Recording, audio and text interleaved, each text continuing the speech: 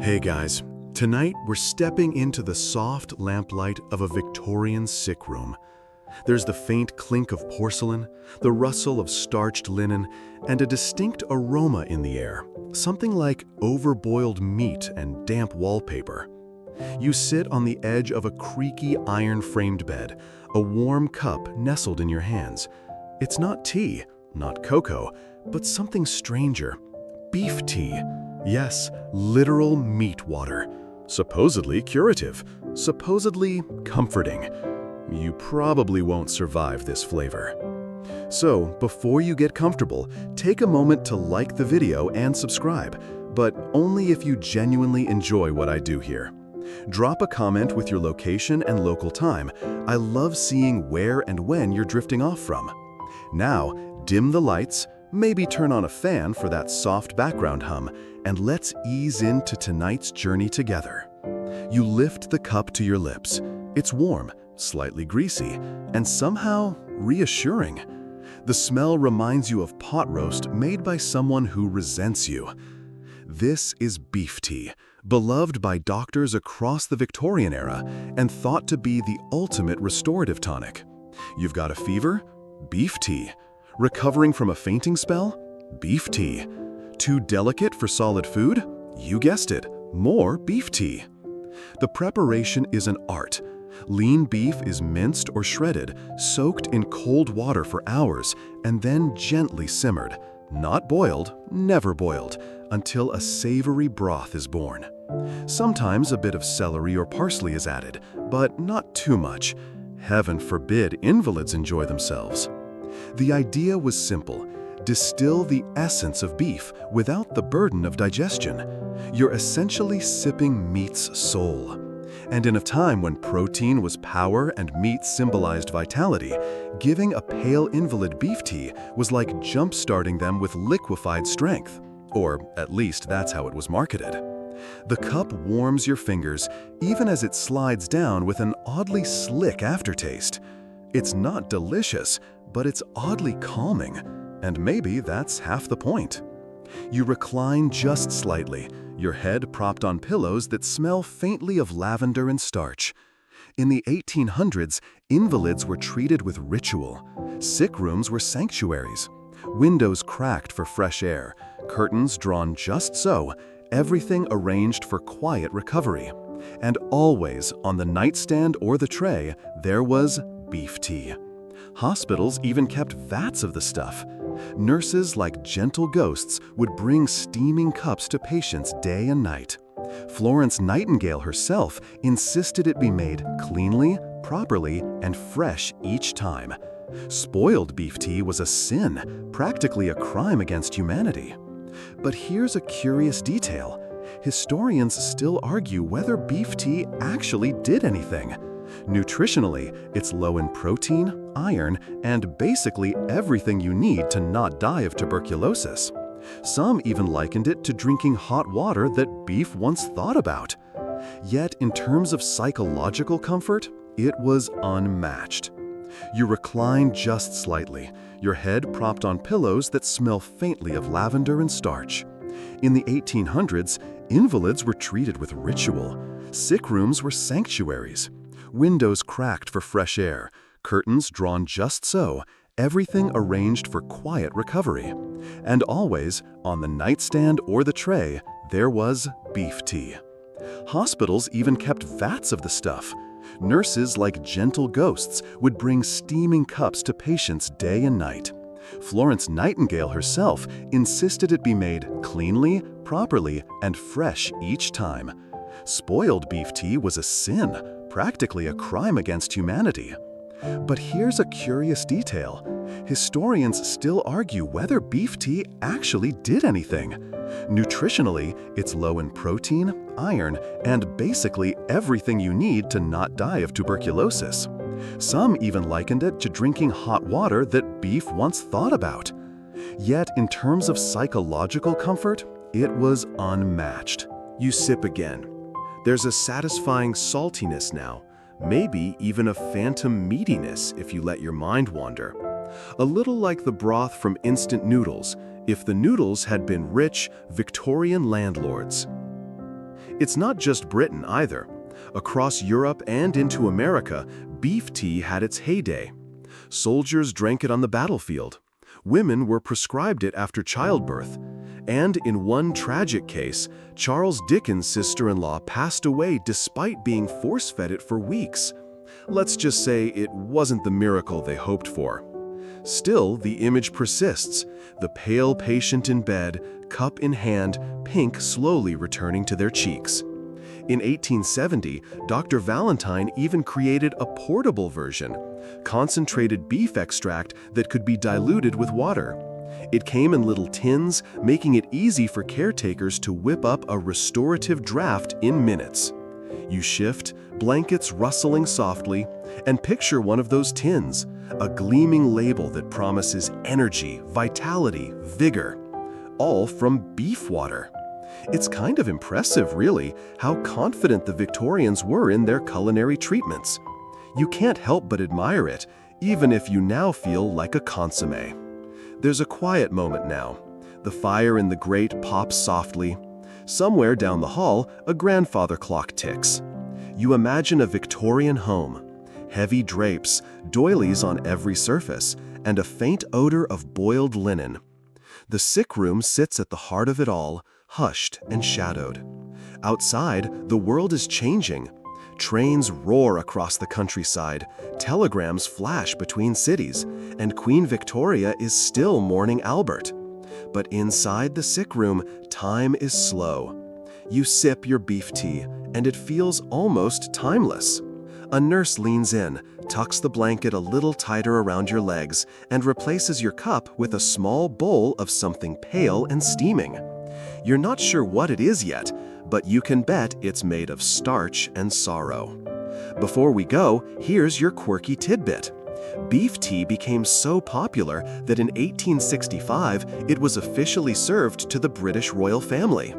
Queen Victoria herself was known to take it in the afternoons when feeling fatigued by state matters. And if it's good enough for Her Majesty, well, you finish the last sip with noble dignity. And if you've been keeping track, you've just joined a 2-century-long club of people who drank hot cow juice to feel better. Maybe that's comforting, maybe that's concerning. Either way, you're warm now. The light is dimmer. The tea has settled in your stomach like a polite ghost. There's a spoon in your lap and a new bowl waiting. But you don't have to lift it yet. We're going to stay here a while. The bowl in your lap gives off a faint steam, the kind that curls lazily into the air before vanishing like a sigh. You peer in. It's beige, glossy, viscous, gruel. Yes, gruel, perhaps the most maligned word in the English language. It sounds like something you cough up, not eat. And yet, here in the soft folds of the Victorian sick room, it's the star of the menu. You dip your spoon in. It doesn't splash, it doesn't quite pour either. It glides, like warm pudding that never reached its full potential. You taste. It's there. It exists. It's food the way a whisper is speech, technically. Victorian gruel was usually made from oats or flour thinned with water or milk, then simmered until it reached a barely there thickness. Sugar, cinnamon, or lemon rind might be added if the patient was considered strong enough. You get the plain version. Congratulations. To the 19th century caregiver, gruel was a miracle. It required no chewing, little digestion, and gave the illusion of nourishment. And, when you think about it, it's the culinary equivalent of a gentle pat on the back. You're not eating to be full, you're eating to be supported. Doctors loved it.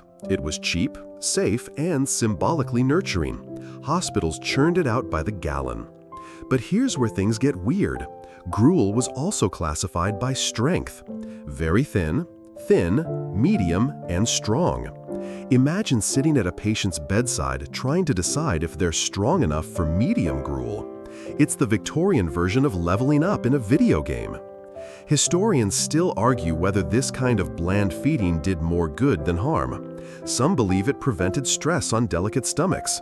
Others suspect it starved patients slowly, kindly, and with great ceremony. You spoon another bit into your mouth. Your brain registers warmth, not flavor, but your body relaxes anyway. There's a reason we still associate hot cereal with comfort. Even now, oatmeal is a breakfast cliché for the unwell. The Victorians would have approved. But let's not pretend everyone got the same bowl. While the rich might have gruel made with milk, eggs, and a touch of sherry, the poor often received only a whisper of oats in hot water. The taste difference was night and day, or more accurately, night and wet cardboard. In some households, a maid or governess would prepare the gruel fresh each morning, adjusting texture and temperature with obsessive care. The invalid, wrapped in shawls, propped up with cushions, would receive it in a delicate china bowl, always warm, always gentle, always the same. You rest your spoon. A breeze slips in through the cracked window. It carries the faintest scent of coal smoke and wet stone. Outside, carriages clatter past. Inside, it's just you and the gruel. Here's a detail that might surprise you. Charles Dickens didn't hate gruel. In fact, he seemed rather fond of writing about it. Remember Oliver Twist begging for more? That moment, "Please, sir, I want some more," immortalized gruel as the food of suffering. But in truth, the gruel in the workhouse wasn't just bland, it was often undercooked and gritty. You're lucky. Yours is smooth, silky. You even get a pinch of salt. There's something oddly soothing about the rhythm of eating gruel. Spoon, swallow, breathe. Spoon, swallow, breathe. It turns you inward, settles your stomach, and dulls your thoughts. This wasn't an accident. The Victorians prized quiet recovery. They believed overstimulation, whether from sound, light, or food, could worsen illness. Gruel was the edible embodiment of calm. But don't mistake its simplicity for ignorance. By the late 1800s, entire medical treatises had been written about gruel's appropriate uses. Different recipes were prescribed for fevers, nervous exhaustion, even broken hearts. Well, maybe not officially for heartbreak, but wouldn't it be nice if that were true? You tilt the bowl, catching the last creamy dribble. The spoon clinks gently, a soft finale. Your belly is warm, and the world feels slower. That's what gruel does. It doesn't excite, it soothes, like a lullaby you drink. Let's sprinkle in our quirky tidbit now. In 1880s London, there were actually gruel delivery carts. That's right, just like ice cream trucks today, except instead of a jingle, imagine a handbell and someone shouting, "Hot gruel!" They'd sell it on cold mornings to factory workers, students, and yes, even invalids too feeble to make their own. You smile at the thought. Imagine rushing out in slippers and shawl to grab a paper cup of the day's gruel.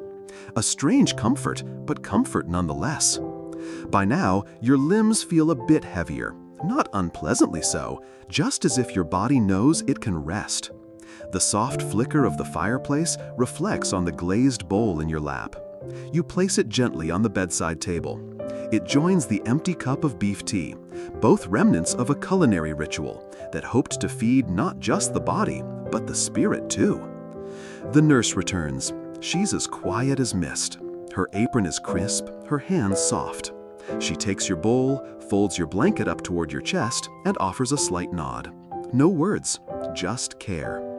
That was often the way in Victorian sick rooms. Actions spoke louder than language. And if your caretaker could stir the gruel just right, you knew you were loved. In another ward, perhaps in a charity hospital, someone else stirs their gruel with trembling fingers.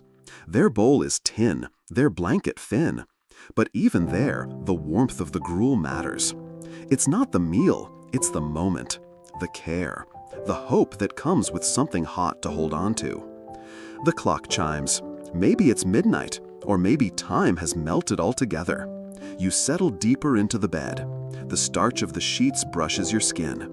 The scent of cooked grain still lingers in the air. You've made it through the gruel. And honestly, you didn't suffer nearly as much as you expected. The nurse left the window cracked just slightly, and the cool air sneaks in again, brushing your cheek like the tail end of a lullaby. You shift your weight and glance down at your tray, now replenished, but with something far less familiar. A bowl of pale golden liquid, warm and almost translucent. Next to it, a smaller cup of cloudy amber, and wait, is that soggy bread? Toast? In water? Yes, toast water. You stare at it with a blend of curiosity and minor dread.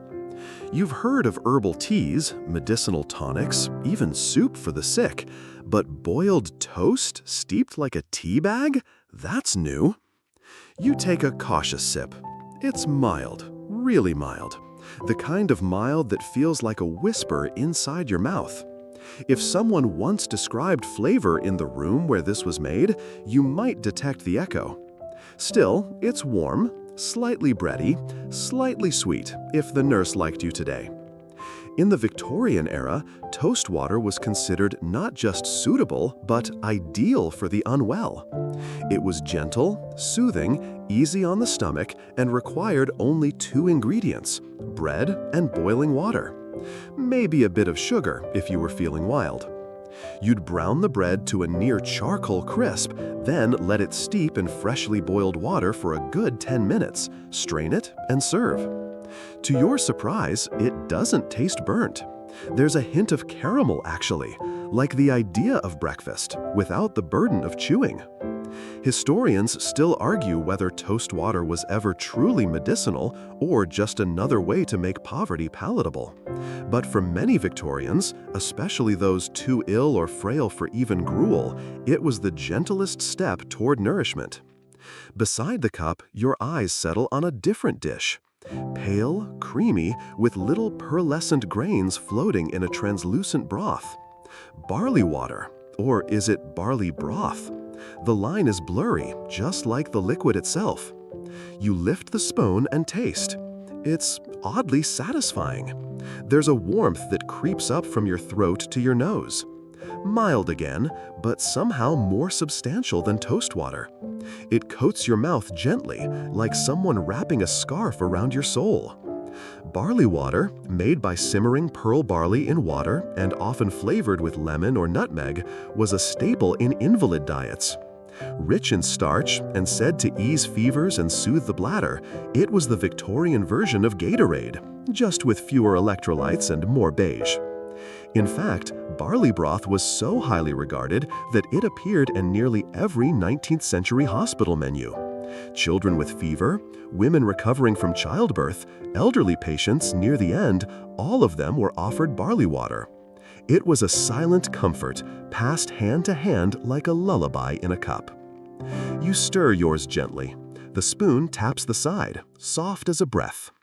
In that moment, you realize something. None of these foods are really about flavor. They're about warmth, about being held without being touched, about the ritual of care when everything else feels uncertain. Here's a little quirky twist for you.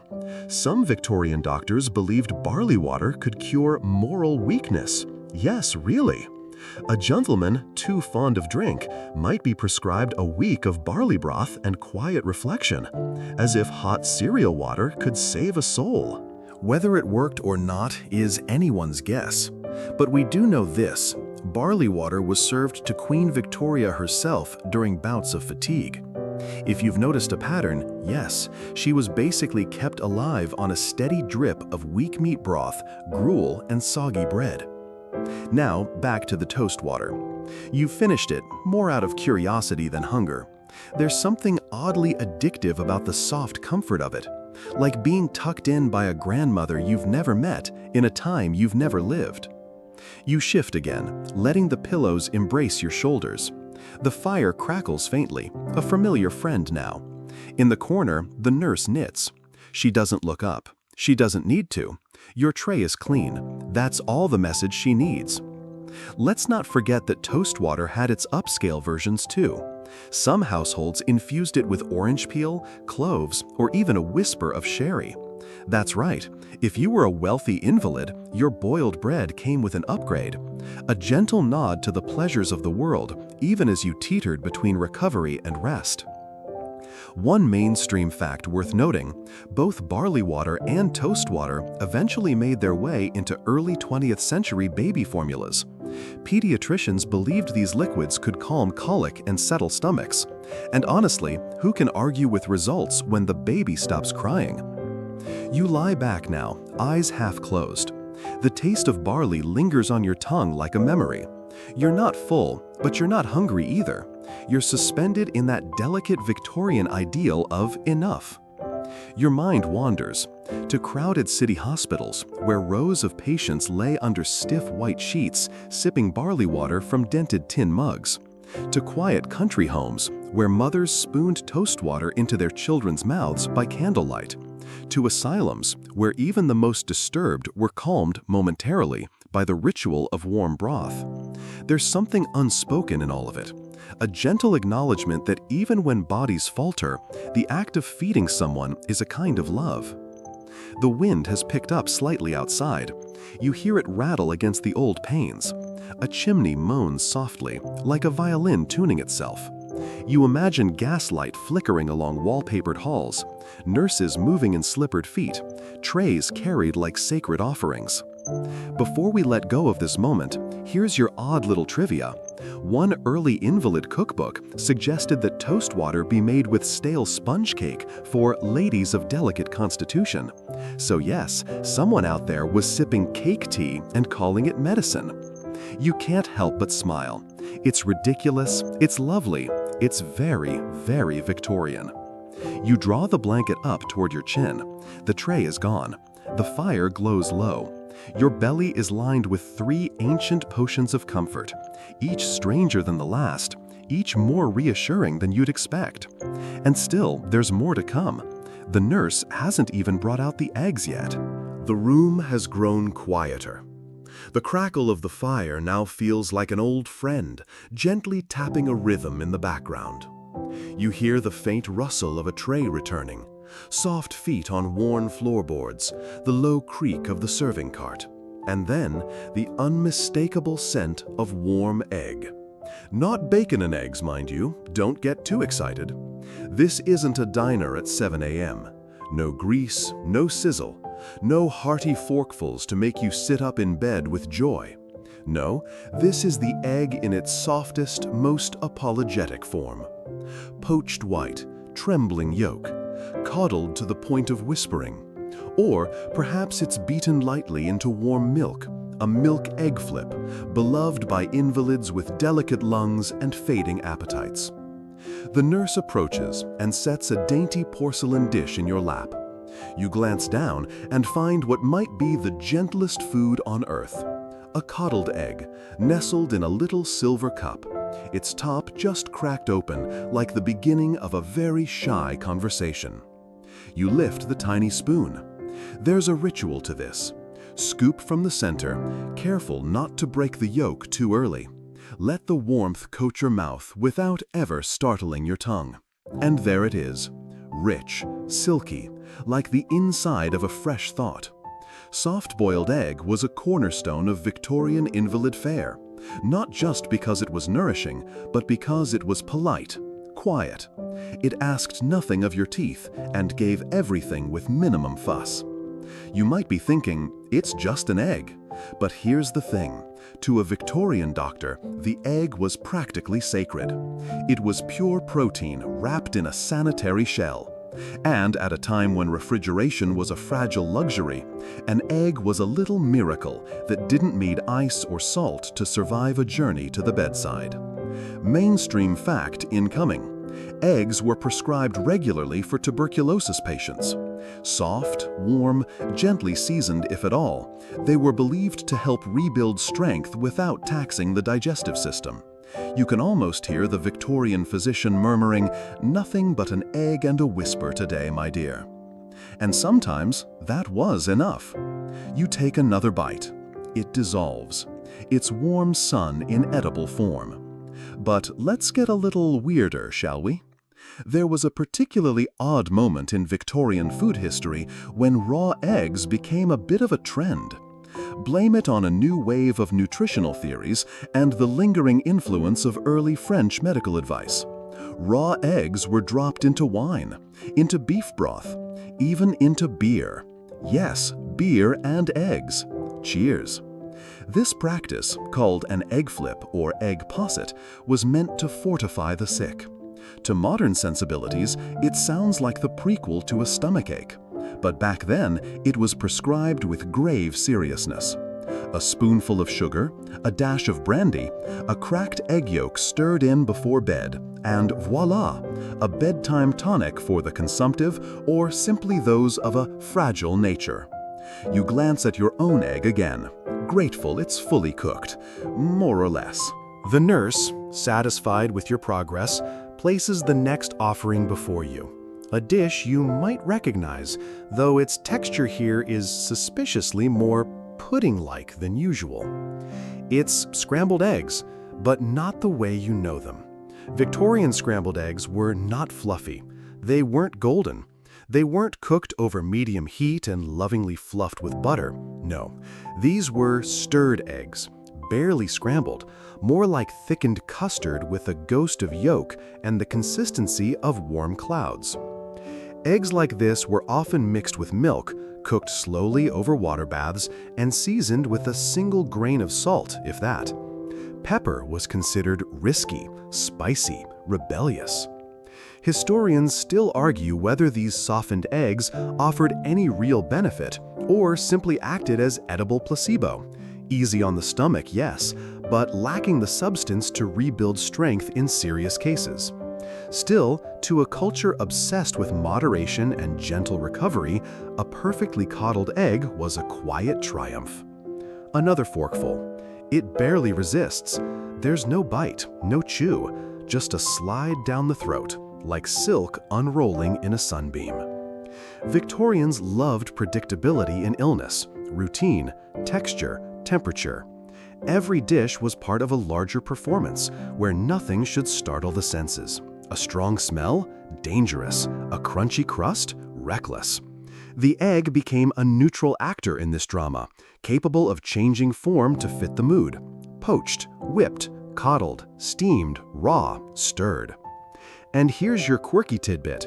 Some 19th century apothecaries actually sold eggs infused with herbs. That's right, eggs with tiny perforations made so they could be gently soaked in infusions of chamomile, rosemary, or even licorice root. Why? Because even your breakfast could be medicated if you were rich, sick, and sufficiently bored. You're probably wondering how often people actually wanted to eat all these eggs. The answer? As often as needed.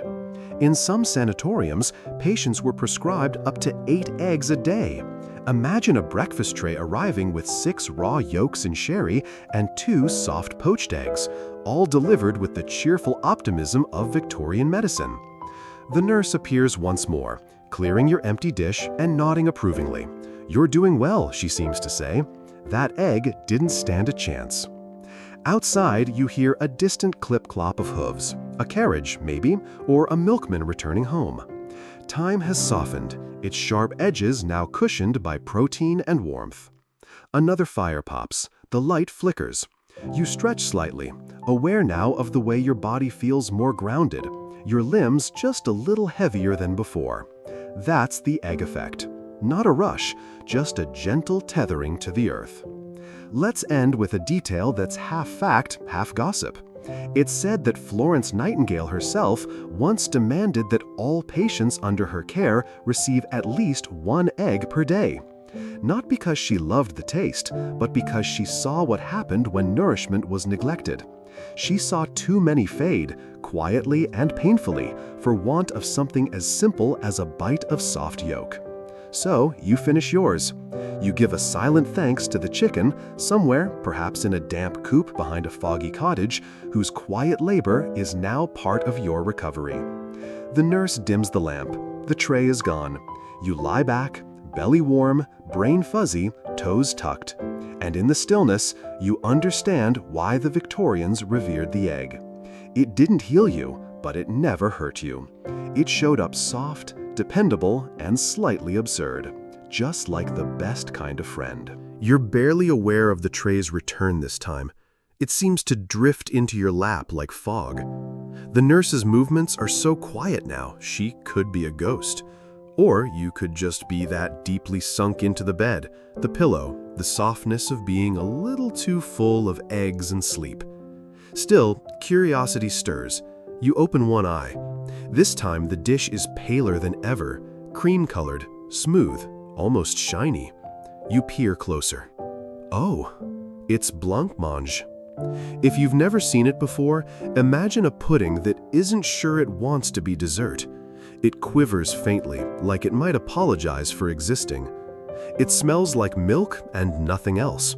The spoon slides through it with the resistance of a sigh. You lift a spoonful to your lips. It tastes like, well, if milk had a personality, this would be it. Sweetish, smooth, a hint of almond maybe. Or maybe that's your imagination filling in the blanks. Because Victorian blancmange wasn't the strawberry-flavored jelly domes served at school cafeterias in the 1980s. Oh no, it was serious. It was medicinal. This was the ultimate invalid comfort dish. Milk, thickened with isinglass gelatin, lightly sweetened, molded, and chilled. It was a showpiece of gentleness, a kind of edible quietness. Mainstream fact, blancmange appeared in nearly every 19th century medical cookbook. It was recommended for the convalescent, the elderly, and patients with fevers. Its neutral flavor and ease of digestion made it a go-to for recovering from everything from childbirth to influenza. You let another spoonful melt on your tongue. It's oddly satisfying, in a humble kind of way, like drinking a cloud, a bland, respectable cloud. And here's where it gets weird.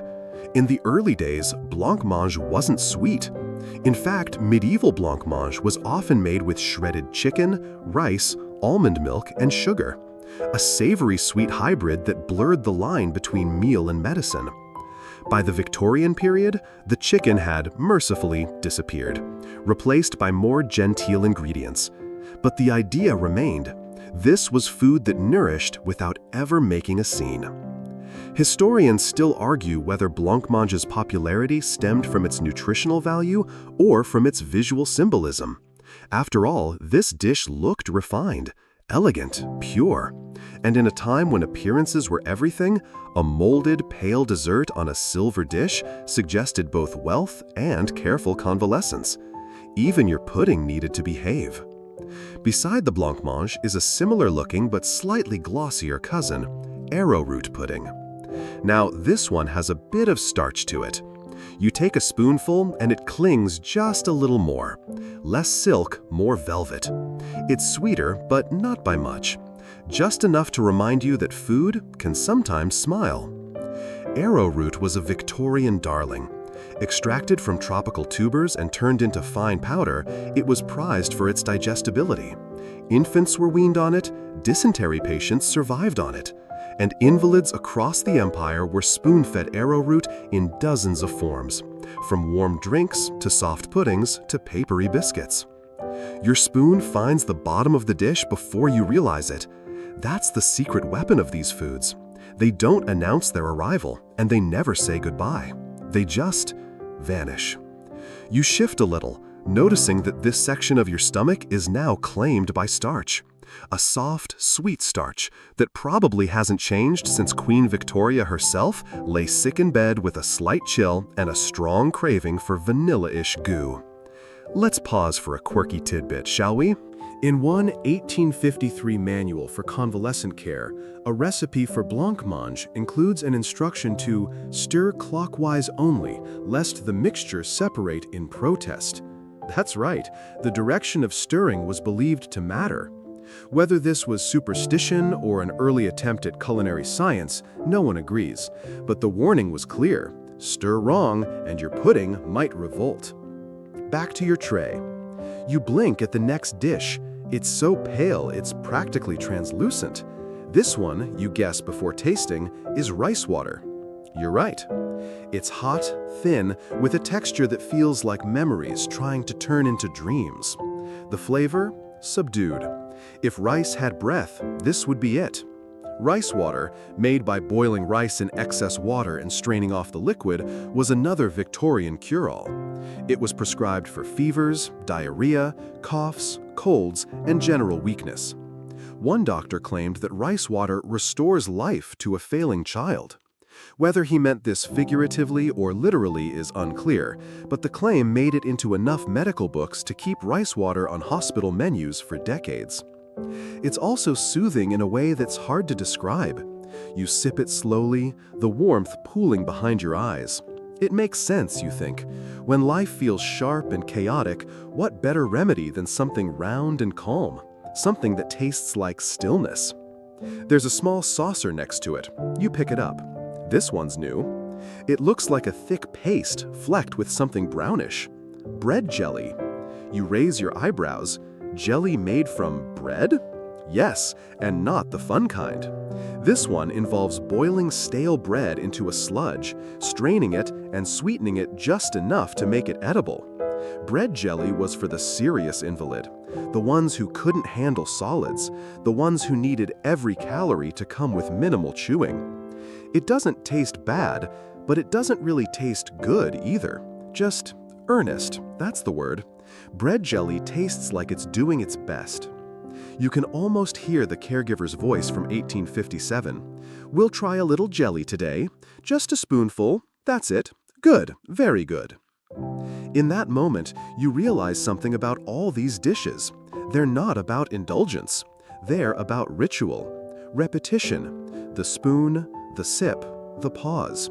It's not just eating, it's being cared for.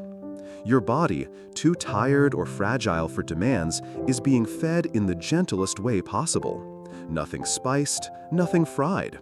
No crunch, no drama, no surprises. Just soft things, warm things, things that say, you're not alone. Let's close with a final morsel of oddness. Queen Victoria, during her final illness, reportedly requested arrowroot pudding multiple times per day. Her doctors noted that Her Majesty took only warm arrowroot and no meat. In her final days, she ate as an invalid should, with simplicity, regularity, and grace. You lean back. Your dishes are empty. The fire's glow is buttery and low. The wind outside brushes the windows like someone gently dragging a hand along the glass. The nurse collects the tray without a word. You are full. Not in the modern sense, but in the Victorian sense. Your stomach holds pudding, your mouth holds milk, your heart holds quiet. And still, there are more dishes to come. The dishes shift once more, and this time, the tray creaks faintly with the weight of what's coming. The nurse is careful, deliberate. You sense, somehow, that this next course carries a certain reverence. Not because it's delicious, no, deliciousness still isn't on the Victorian menu, but because this is the invalid standby, the great sustainer, the soup of the sickbed. Beef tea. You open your eyes halfway, and there it is, a porcelain teacup resting in a shallow saucer. Steam curls from its surface, gentle and clear, like a breath exhaled by something old and tired. You lift it slowly, and the scent is unmistakable, rich, metallic, faintly sweet. The smell of life boiled down. Beef tea was more than food in the 19th century. It was an elixir, a doctrine, a culinary belief system. The Victorians brewed it by simmering lean beef in water for hours, often without salt or seasoning, until all the essence had leached into the liquid. Then they strained it, pressed it, clarified it, and served it warm. Never hot, never cold. Just the right side of tepid. You take a sip. It's intense. Not in a spicy way, not in a bold way. More like a ghost of roast beef floating in a cup of warm water. A distillation of meatiness that manages to be both soothing and slightly unsettling. Still, you sip again and again, because there's something undeniably comforting about it. It tastes like the promise of recovery, like someone is taking your healing very, very seriously. Mainstream fact here. During the Crimean War, Florence Nightingale demanded that every British military hospital be supplied with beef tea. She believed it was the one thing that could nourish even the most weakened soldier. It became such a staple that entire pamphlets were written on how to make it correctly, with strict warnings about overboiling, understraining, or, heaven forbid, adding seasoning. Victorians treated beef tea as medicine. It wasn't about taste. It was about purity, simplicity, extraction. They believed the essence of meat could transfer its strength to the body through slow, reverent sipping. And yes, they were so committed to this belief that some hospitals built special beef tea rooms, dedicated kitchens solely for extracting meat juices. Picture it, rows of bubbling pots, nurses carefully timing simmer durations, the air thick with meaty vapor, a strange sort of meat chapel. But here's your quirky detail. Some eccentric upper-class households insisted on preparing their beef tea using beef hung in linen bags above warm water, allowing the juices to drip slowly over 12 hours without ever boiling. That's right, a cold beef drip. Because boiling, some argued, would anger the beef and make it surrender its essence too quickly. Historians still argue whether beef tea actually offered any nutritional value.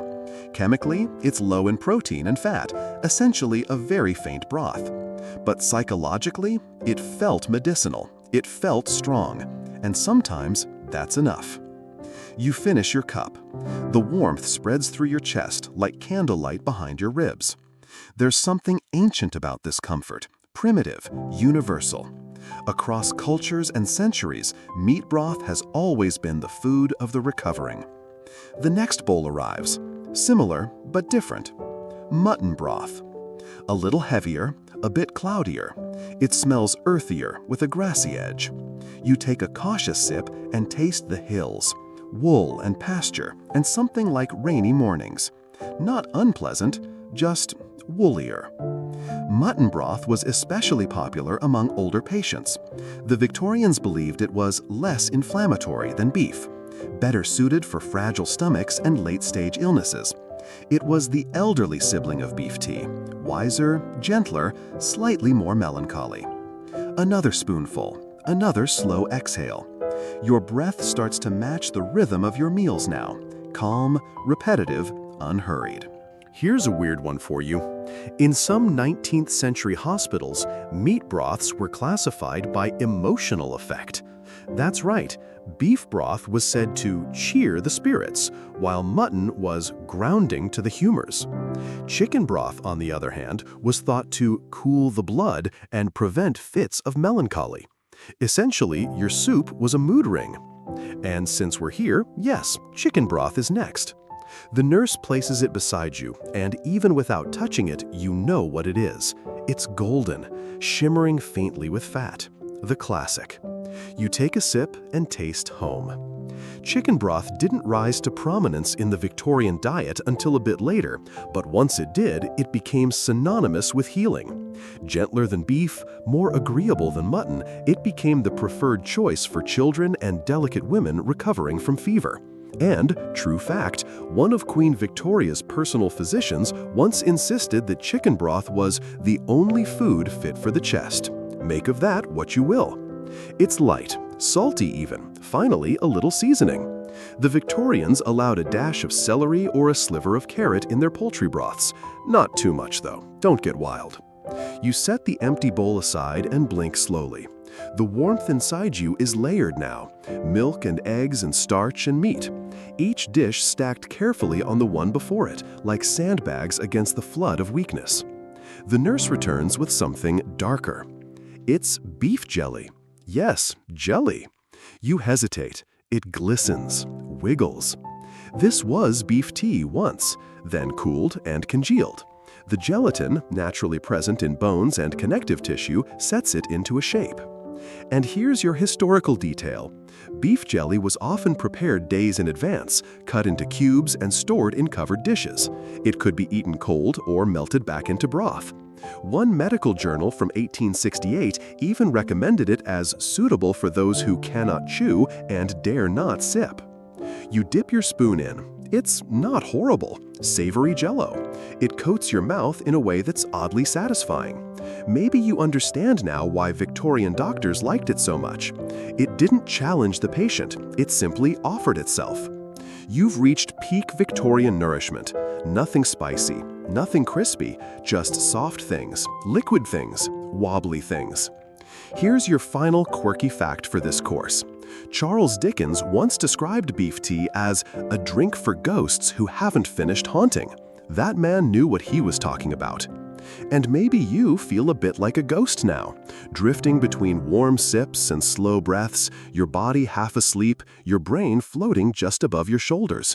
There's a kind of bliss in this suspended state, in being fed, not feasting, in gentleness over grandeur. Outside, the wind is hush-hushing the eaves. The fire sounds like pages turning in an old book.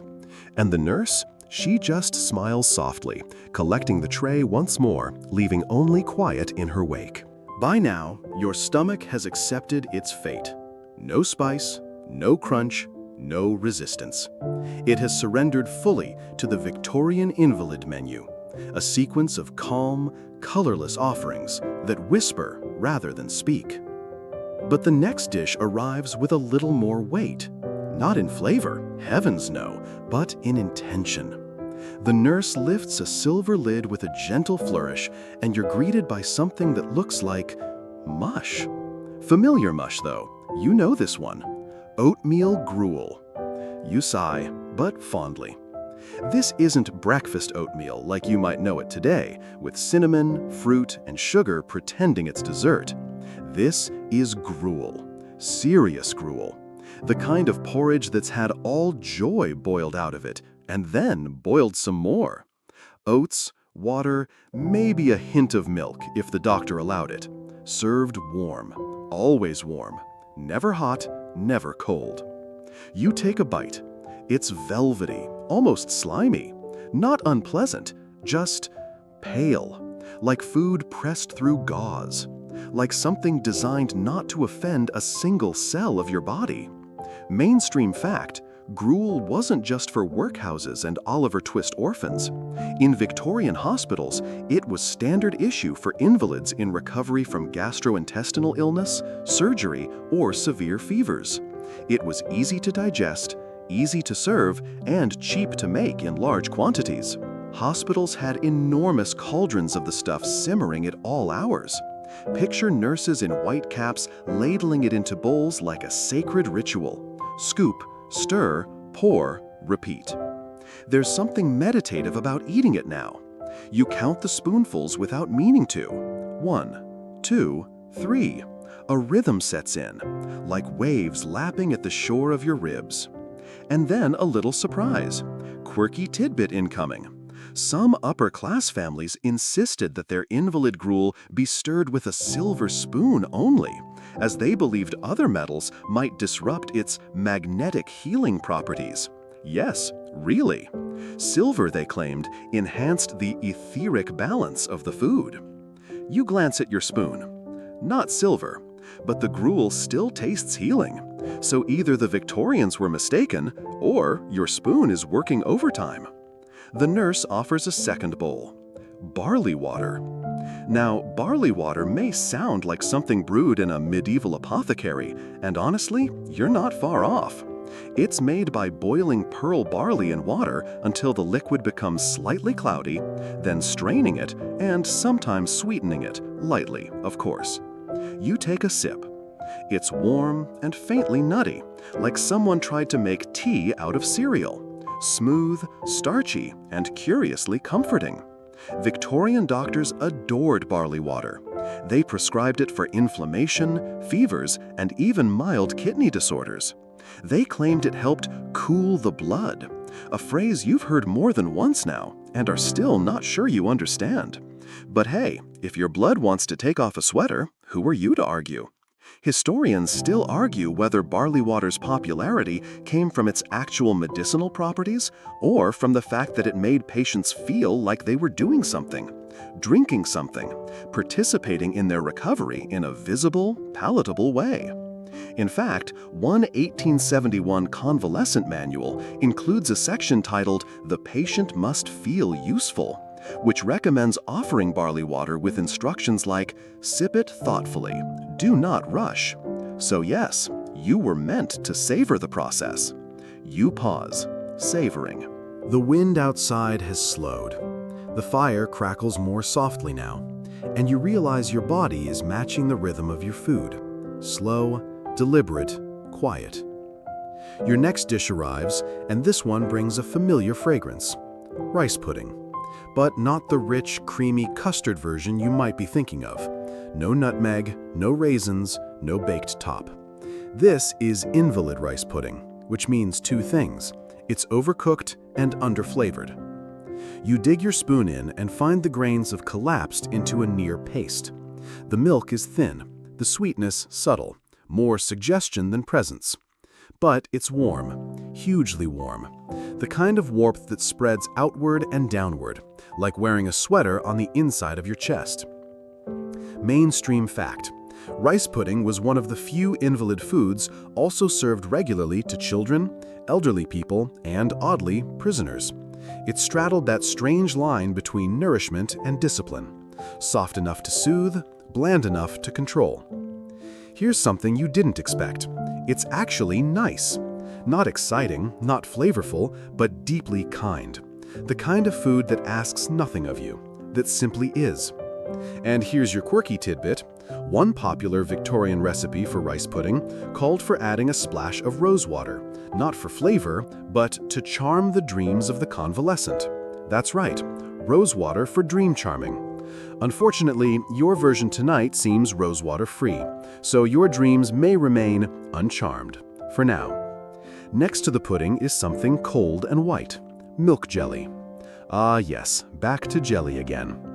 This one looks like blancmange's minimalist cousin, more transparent, a little more jiggly. It's made from milk, sugar, and gelatin, with just the tiniest splash of lemon. You're not sure how it's holding its shape, but somehow it does. It sits politely in its little dish, shivering when you breathe near it. You scoop a bite. It's firmer than you expected, cool against your tongue, smooth as marble. It melts quickly, leaving behind the whisper of milk and the faint memory of citrus. This too was beloved by Victorian caregivers. Milk jelly was considered ideal for those recovering from surgery, especially abdominal operations. Doctors praised it for being soothing to the viscera, which, if you've never heard your intestines called viscera, you now unfortunately have. Some hospitals molded milk jelly into elaborate shapes, flowers, towers, even birds, to lift the spirits of long-term patients. The idea was that beauty could be medicinal, that visual delight could inspire the will to live. Historians still argue whether those jelly birds helped anyone heal faster, but they sure looked impressive in hospital reports. You're beginning to notice the repetition now. The foods arrive in waves, one warm, one cool, one starchy, one milky. You realize the Victorian system was not just about recovery, but rhythm, a carefully orchestrated dance of blandness designed to cradle the body into health. And speaking of rhythm, your body has found one too. Your breath, slow, your limbs, heavy, your thoughts, loose and slow and lapping like the tide. There's a final dish on this tray, sago pudding. Yes, sago, the lesser-known cousin of tapioca, tiny pearls of starch cooked down into a soft mass. Another colonial import made fashionable by health fads and digestive obsession. You taste it. Soft, slightly springy, barely sweet. If texture could whisper, this one would. It barely registers in your mouth before it slips down, like a sigh that took the wrong turn. Quirky fact time. Some Victorian cooks referred to sago as faint-hearted food because of its wobble, its pale appearance, and its refusal to assert itself. One nurse even joked in her diary that sago pudding would apologize to you if it had a voice. You chuckle softly. That sounds about right. And that's the beauty of all this, isn't it? None of these foods scream. They don't brag, or burn, or crunch, or demand. They soothe, they yield. They wait patiently on your tongue, asking nothing in return. You finish the pudding. The nurse removes the tray. The fire flickers lower. And you are full of quiet things. The nurse doesn't speak as she returns. She moves like candlelight, soft, flickering, silent. Her tray tonight is smaller, simpler. But you can tell, even before she lifts the lid, that you're shifting into a different gear now. The heavy lifting of invalid sustenance is done. You've had your milks, your broths, your puddings. Now come the comforts that border on indulgence.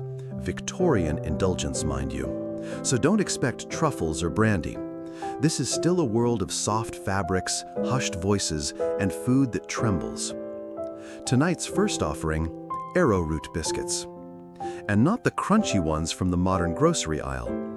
These are more like dense wafers, softened in milk or warm tea until they're pliable enough to eat without chewing. Their flavor is barely there, a ghost of sweetness, a rumor of vanilla. You dip one gently into the lukewarm milk left beside your bed and take a bite. It melts on your tongue, gone almost instantly.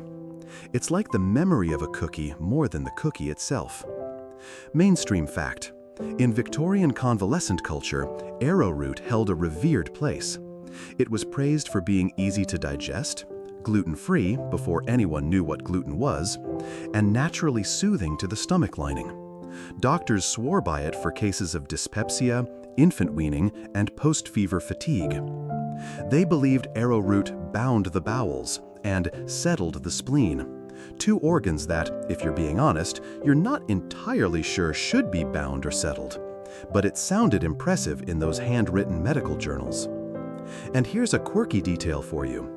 Queen Victoria herself had arrowroot biscuits served to her every morning during a brief illness in 1861. She never touched them, apparently hated the texture, but insisted they be presented in case the appetite returns with decorum. Because nothing says recovery like preparing to maybe nibble something in royal dignity. You finish your last biscuit, and there's something oddly ceremonial about it, like you've completed a phase, and you have.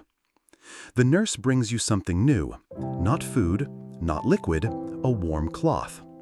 She lays it gently on your wrists and forehead, scented faintly with lavender water. You inhale.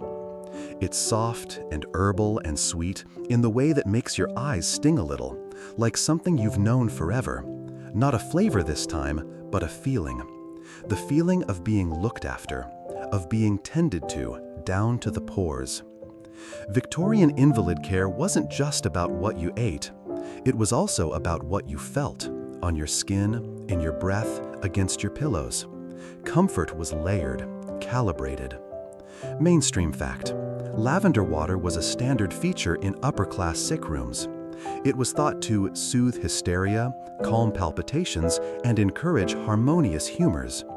Essentially, it was a mood diffuser before electric plugs were a thing. And yes, historians still argue whether aromatics like lavender and rosewater genuinely helped recovery or just covered up the stench of unwashed bedclothes and questionable drainage systems. Probably both. But right now, it helps. You exhale into the cloth. The warmth seeps into your forehead. Your body slackens even further into the mattress. When the cloth is removed, the tray returns. Smaller still. A single egg custard. But this one has ambition. It has been baked in a fluted mold, its surface glossy, with a faint jiggle when touched. It smells of egg, milk, and just a whisper of nutmeg. You can practically hear the Victorian cookbook page fluttering with pride. You dip your spoon into the center. It resists just enough, then gives way. The texture is smooth. So smooth, like warm satin inside your mouth. And here comes your historical gem. Custards like this were considered the pinnacle of invalid luxury. Doctors warned against them for weaker stomachs, fearing the richness might overexcite a frail patient's digestion. But if you were strong enough to be trusted with one, you were almost well. This was the edible milestone, the dessert of survival. Here's your quirky fact. One physician in 1884 famously stated that a firm custard indicates moral fortitude. No one is entirely sure what he meant, but we can all agree that's a bold opinion for a pudding. You polish it off slowly. Lick the spoon in a socially acceptable, fully convalescent way. And then there's a shift. Not in the food, but in the silence. It's thicker now, softer, like everything in the room has stopped moving except you. The fire has gone from flames to coals. The wind outside is gone entirely. All that remains is the distant tick of a mantel clock and the creak of old floorboards settling under the weight of nothing. You lie back, and the nurse, still silent, places one more thing on your side table. A glass. Inside it, egg flip. Now, you might not know this one, but it's a strange old brew of milk, raw egg, sugar, and a dash of nutmeg, beaten together until frothy. No brandy tonight. You're still a patient, not a partygoer. But the egg flip was beloved as a nightcap for invalids needing moral bracing before sleep. You take a cautious sip. It's richer than anything you've had so far. Creamy, sweet. There's something almost scandalous about it. Like this is the closest a Victorian patient could come to indulgence without catching judgment from the physician. Mainstream fact. Egg flips were seen as stimulating yet nourishing, the perfect compromise between rest and restoration. They were especially popular in winter months and often served in bed to those who needed to rejoin the world but not yet rise. Quirky detail, in some regions, nurses referred to the egg flip as chicken milk. You try not to think too hard about that. You set the empty glass down. Your stomach is warm. Your eyelids heavier than they've been in hours, or days, or centuries. Time is blurry now, soft around the edges. Historians still argue whether this entire school of invalid feeding was effective, or just elaborate food theater to pass the time between fever spikes and physician visits. But lying here now, full of jelly and custard and hot cloth memory, you're inclined to believe that maybe, just maybe, it helped. Not because it was rich in calories or protein, but because it was rich in attention, in care, in that steady, spoon-fed assurance that someone was trying to coax you gently back into yourself. The nurse adjusts your blanket. A flicker of cool air passes as she closes the window shutters. The room goes darker and quieter and deeper. Tomorrow, there will be more food, or not. It doesn't matter. For tonight, you are sated, with softness, with slowness, with a pudding that never asked you to chew. When morning arrives, it doesn't announce itself. It drifts in, like steam through a keyhole. You aren't sure if you've slept or simply softened into the bed like another custard. The room is dim, filtered through thick drapes that smother most of the light. But there's a faint shift in the air, and with it comes the creak of a wooden tray being placed gently beside you. You open your eyes. The nurse is back, her footsteps as soft as breath, her hands warm with familiarity. Today's offering, toast water. Yes, you heard that right. Toast, water. And no, it's not just a Victorian joke or a punishment for weak-willed crumpet thieves. It's exactly what it sounds like. A slice of bread, toasted to the edge of burning, steeped in hot water, then strained. What remains is a faintly golden, vaguely toasty liquid, served warm, sometimes with a pinch of sugar. You sip it, hesitantly. It tastes like someone dipped a crouton in your tea and took away the tea. Surprisingly, it's not bad. There's a ghost of flavor, a delicate bitterness that lingers like the afterthought of breakfast. Mainstream fact, toast water was often prescribed to patients recovering from nausea or stomach upset. Doctors believed it revived the spirits without disturbing the digestion. Hospitals kept it on hand the same way we might keep electrolyte drinks or weak tea. And here comes a quirky tidbit. Some old recipe books recommended toasting the bread until smoke curls like a question mark. Presumably because if your toast isn't interrogating you, it's not yet medicinal. You glance at the now empty cup and wonder, was that breakfast? Apparently yes, because what follows is your next course in this slow waltz of wellness. A single poached egg, nestled on a triangle of milk-soaked bread. The egg gleams, almost too delicate to touch. The yolk is golden and sleepy, barely held in by its trembling whites. You break it open. It sighs onto the bread, pooling softly. You take a bite, and suddenly you're aware of how alive this dish feels, even in its blandness. The warmth, the creaminess, the slight salt. After days of jelly and barley, this feels daring. Mainstream fact: poached eggs were considered the bridge food between invalid and healthy.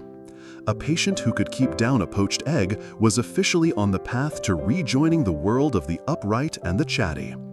But this dish was only permitted when the patient could sit up in bed without dizziness, and when the tongue presented without coating. Yes, doctors checked your tongue daily. The Victorians had a thing for tongues. If yours was coated, you were doomed to more barley water. Here's a quirky twist. There was once a popular superstition that cracking a poached egg too quickly in front of an ill person would spill their will to recover. So nurses did it slowly, deliberately, almost ceremonially, like you're partaking in an edible spell. The egg is gone now, and with it, your hesitation. You're still weak, sure. Your bones feel like licorice sticks, and your arms could nap on command. But something is shifting. You are no longer being fed. You are eating. There's a difference. The tray now offers a modest bowl of beef tea, again. But this time it's different. Not just broth, but thicker, richer. You can taste the essence of something once solid. There's marrow in the mix, maybe even a dash of salt, if the kitchen was feeling daring. You sip slowly. It coats your mouth like silk, fills your belly like a fireplace. This is recovery in liquid form. Mainstream fact: beef tea was more than just food. It was practically a religion. Victorian doctors believed it carried life force. It was served to invalids, the elderly, new mothers, and soldiers fresh from battle. Hospitals measured success by how much beef tea a patient could tolerate. Historians still argue whether beef tea had actual nutritional value, or if it was just warm water with illusions of grandeur. The modern consensus? It was mostly placebo, but powerful placebo. And you feel that power now, radiating outward from your core, like your cells are nodding off one by one, pleased. Time slides again. You lie back. There's something deeply hypnotic about this care. Each course, not just food, but a message. You're safe. You're held. You're worth the trouble. The nurse returns with a cloth-wrapped bundle. Inside, syllabub. Now we're talking. A dessert for the nearly well. Syllabub is an odd creature, equal parts airy and absurd. It's made by whipping cream with sugar and lemon, sometimes with a splash of white wine or sherry. You suspect yours is the temperance version, no spirits tonight, but the flavor is still lush, tart, frothy, like dessert foam. It dances on your tongue. This, you think, is what clouds would taste like if they went to finishing school. Mainstream fact: syllabub had been around for centuries, but in Victorian convalescent circles, it was used as a celebratory food, a sign you'd turned a corner. It wasn't practical, it was symbolic. You'd graduated from jelly and broth. You'd earned fluff. And your quirky fact? In some households, the arrival of syllabub meant your relatives could officially stop whispering around you. You were no longer a fragile thing, just a regular invalid, practically robust. You eat every bite, and as you lick your spoon, you realize something unexpected. You're not just being nursed back to health. You're being reintroduced to pleasure. Gently, methodically, as if your taste buds, your hunger, yourself, have all been on holiday and are now returning, hat in hand, ready to begin again. Outside, a bird chirps. You'd forgotten about birds. The nurse opens a shutter just a sliver. Soft light filters in, pale but warm, like cream with too much water. You blink against it and then settle in again, not to sleep, but to feel. The final tray of the day arrives with one item only, a warm slice of semolina cake. Lightly spiced, barely sweet, still warm from the oven. This is the closest you've come to solid food in what feels like weeks. You marvel at it, a cake after all you've been through. You take a bite. It's grainy and tender, faintly buttery, with a dusting of powdered sugar that clings to your lips like snow. Mainstream fact, semolina, like sago and arrowroot, was another starch favored for its digestibility. But in cake form, it was celebratory, given as a treat to patients who had moved from bed to chair, who had walked the hallway without swooning, who had, in Victorian terms, shown progress of vigor. Historians still argue whether this graduation to cake was more psychological than physical, but either way, it worked. One invalid diary even reads, "The cake arrived. I knew then I would live." You choose slowly. Let each crumb land with purpose. You're not quite healthy yet, but you're more than sick. You're transitioning. From bed-bound ghost to soft-spined mortal. From pudding-fed patient to someone who might one day crave pepper again, or crust, or the sharp tang of a pickle. But not tonight. Tonight, you're full. Of milk and care, of warmth and wool, of soft foods that say, "Rest, darling, you've done enough today." You don't hear the nurse enter this time. She's become a kind of benevolent spirit by now, appearing at your elbow just when your stomach wonders aloud whether another morsel might be arriving. What she carries tonight is strange, not because of how it looks, but because of how it smells. It's sharp, bright, almost savory in a way your dulled senses had nearly forgotten existed. She sets down a small bowl. Inside it, watercress soup. Green, creamy, smooth as velvet that's been trained in manners.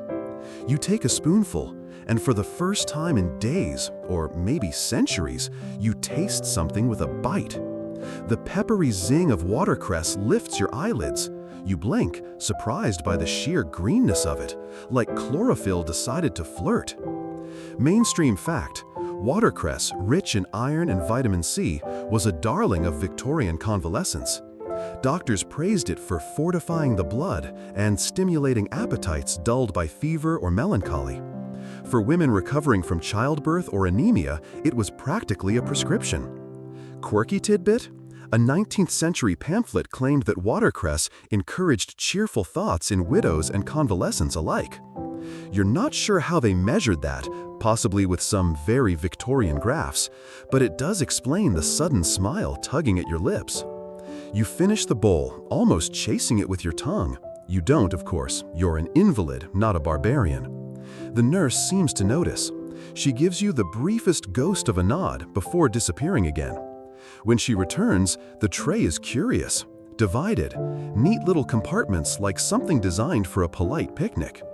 First, a rectangle of calf's foot jelly. Yes, again. But this one is different. There's a hint of Madeira wine, a single slice of lemon suspended inside it, like a citrus fossil. It tastes faintly of fruit, mildly of beef, and entirely of persistence. Historians still argue whether all these jellies did anything beyond making the invalid's life feel like a lifelong dessert cart tour. But Victorian belief held firm. Gelatin was healing. Its texture was trustworthy. And if you were lucky, sometimes it sparkled. You set the spoon down and eye the next item. It looks like porridge, but smells like flowers. Rice water. Not rice pudding, not congee, just rice simmered long and slow until the starch leaches into the water, turning it milky and soft, then strained and sipped like tea. A bit of sugar is stirred in, and maybe, just maybe, a drop of rosewater. You sip.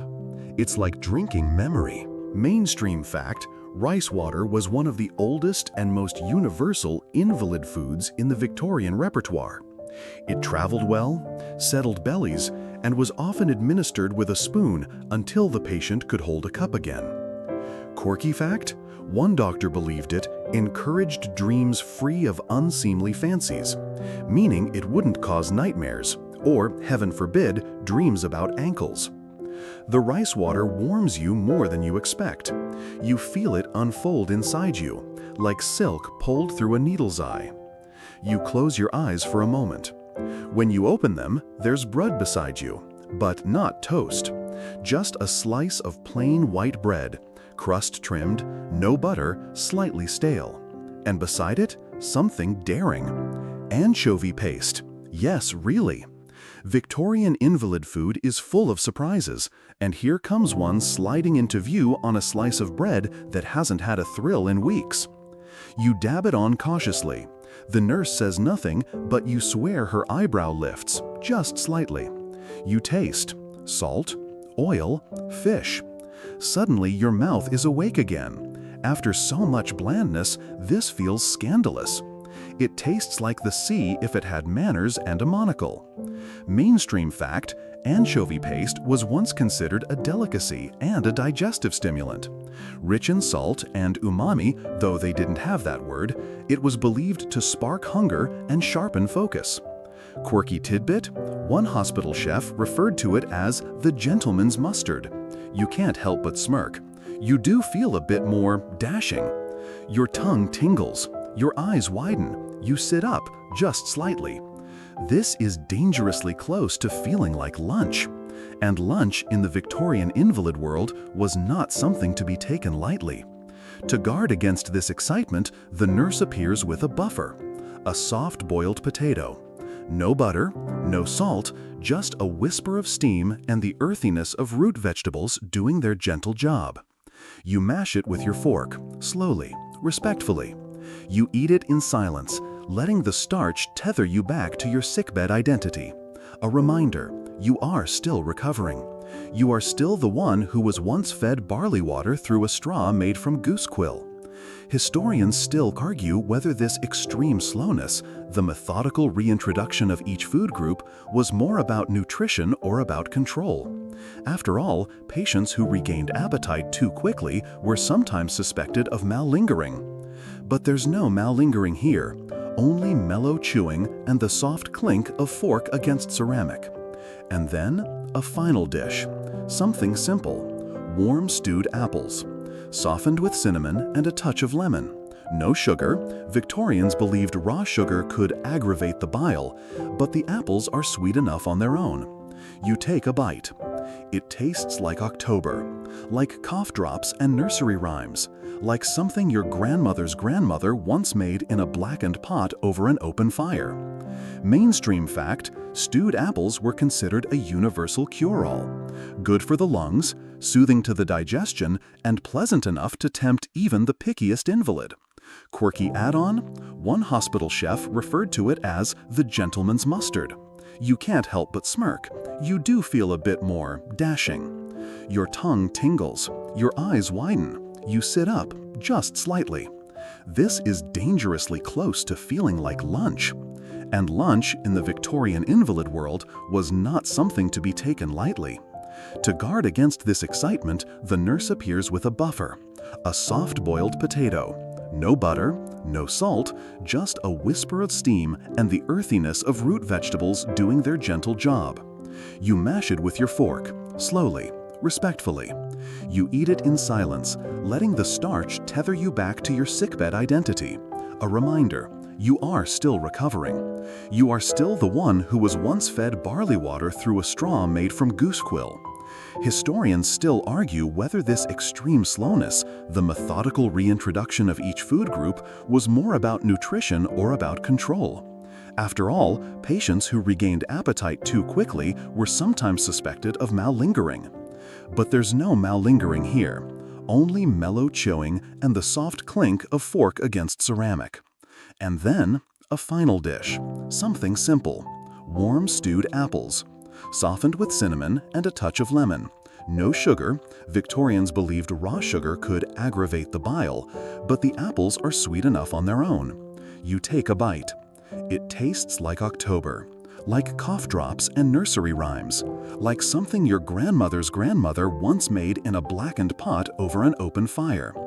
Mainstream fact, stewed apples were considered a universal cure-all. Good for the lungs, soothing to the digestion, and pleasant enough to tempt even the pickiest invalid. The night is long, but quiet. You wake only once, just as the clock outside tolls some indeterminate hour. 3, 4? A low, sonorous groan, muffled by thick walls and even thicker curtains. You reach for your water without opening your eyes, the movement almost instinctive now. Your stomach isn't protesting. That in itself feels like a small miracle. Come morning, the nurse finds you sitting up. Not all the way, of course, not bold enough for a chair yet, but with pillows propped and hair brushed. You're officially alert, and that means, apparently, you're ready for your first complex meal. Complex, in this case, means not beige. She brings in a dish that looks suspiciously cheerful, a bowl of creamed carrots and turnips. Steamed, mashed, and swirled together like a sunset in food form. The orange and pale ivory blur into each other, warm and fragrant with the lightest whisper of nutmeg. You taste it, and it's like eating comfort that had a brief education in spices. Mainstream fact, root vegetables were dietary staples for Victorian invalids once they'd proven they could tolerate lighter fare. Carrots were believed to purify the liver, and turnips were considered gentle to digestion and cooling to the temperament. Historians still argue whether nutmeg was added for flavor or medicinal reasons. Some Victorian texts suggest it helped settle hysteria and promote agreeable dreams, which frankly sounds like an excellent excuse to add spice to anything. And here's your quirky tidbit. One housekeeping manual claimed the carrot carries within it the memory of the sun and should only be served at breakfast to ensure cheerful dispositions. You imagine your intestines smiling back, a very polite thank you. The creamed vegetables disappear faster than you expect. Your body is getting bolder. So is the menu. A small wedge of milk toast appears next. You recognize it instantly, a Victorian icon. A single slice of bread, lightly toasted, then soaked in warm, sweetened milk. Sometimes a dusting of cinnamon, sometimes not. Yours, generously cinnamoned. You lift it, surprised by how soft it is. It nearly melts in your hands. You bite. It tastes like a hug, a cinnamon-scented nap through your mouth. Mainstream fact, milk toast wasn't just a dish, it was a recovery rite. It bridged the gap between liquids and solids, between weakness and wellness. It was safe, soothing, easy to digest. Nearly everyone, rich or poor, knew what milk toast was. And the quirky bit? It was sometimes referred to as mother's bread because it mimicked the nurturing qualities of nursing. There are even accounts of people requesting it on their deathbeds, not out of hunger, but for comfort. You let each bite sit on your tongue. There's still a slowness to this eating, a ceremony. No one rushes you. The world continues on its own, somewhere outside your draped window, but in here, time dilates. You're allowed to exist at the pace of digestion. The nurse clears your tray and returns with a small glass. Clear, thick, and colorless. You brace yourself. Arrowroot water. Of course. An old friend. You drink it with the resigned grace of someone accepting a visit from a kindly but dull relative. It's warm, thickened just enough to feel deliberate, and it tastes like persistence. Mainstream fact: arrowroot was widely used in invalid cookery for its supposed ability to bind the bowels and restore strength. It was gluten-free long before anyone cared, and prized for being bland enough to be trusted. Historians still debate whether it was ever truly helpful or just a reliable filler, safe enough to eat when nothing else would stay down. Quirky note: a Victorian physician once claimed arrowroot quieted the discontent of the belly, possibly the most polite way anyone has ever referred to indigestion. You drink it all. The day stretches. You're no longer confined to bed, at least not completely. With the help of a nurse and an extra pillow, you manage to sit on a window bench for 5 whole minutes. The outside world is faintly visible through the veil of lace curtains. People, horses, a dog chasing a cart and losing. You breathe it in. Then, as if summoned by your tiny burst of independence, lunch arrives. It's suspiciously hearty. Chicken and barley stew. Not broth, stew. You stare at it like a long-lost cousin. Chunks of chicken so tender they barely hold together. Barley swollen and soft. A few delicate carrots. A sprig of parsley as decoration, not medicine. And the scent, savory, warm, the kind of smell that hugs your lungs from the inside out. Mainstream fact: by this point in convalescence, patients were expected to tolerate light stews, provided the meat was young and the grain fully cooked. Barley remained a favorite for its soft texture and supposed calming properties. Quirky tidbit: one patient journal from 1883 mentions a dangerous glee upon discovering meat in his stew. "I thought it an error, but was told no, it was intended. I nearly wept." You spoon it in slowly, marveling at the luxury of chewing again. You feel muscles move that you haven't used since the barley jelly days. The stew is warm and grounding, hearty but still gentle, a signpost. You are nearing the edge of invalid territory. But just when you think the meal can't surprise you, dessert arrives. Not syllabub, not jelly, batter pudding. You blink. This is almost food for the living. A soft, eggy custard with a slightly crisp top and a golden color that hints at richness. It jiggles only slightly when the spoon slides in. It's served warm with the faintest hint of nutmeg and, dare you say it, a spoonful of red currant jam. You take a bite and your eyes close automatically. It tastes like Sunday, like warmth and ceremony and sugar that knows not to overdo it. Mainstream fact: batter pudding was considered a luxury item for the convalescents. It required heat, eggs, patience, and confidence that the patient wouldn't react poorly. It wasn't for the fevered. It was for the recovered. Historians still argue whether this particular pudding recipe came from the poorer working class or trickled down from upper-class kitchens. But one thing's certain: it was comfort, baked. And here's your quirky gem. Victorian etiquette guides warned that invalid puddings should be served without flourish, lest the patient become too expectant. Which makes sense, really. You're already planning your next pudding. The tray is cleared. You lean back, pressing your fingertips gently into your belly. There's fullness there, but not the heavy kind, not the "I've eaten too much toast water" regret. This is the fullness of progress, of change, of chewing. You fall asleep in the chair by the window for a full hour. Sunlight slips across your lap, soft and golden. Your hands relax. Your dreams smell faintly of nutmeg. And when you wake, the world hasn't changed much, but you have. You wake slowly.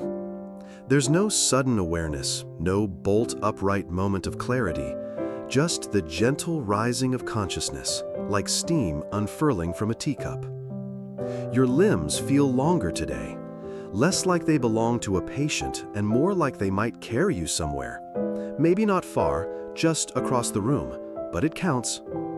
The nurse notices. She says nothing, but she brings a chair.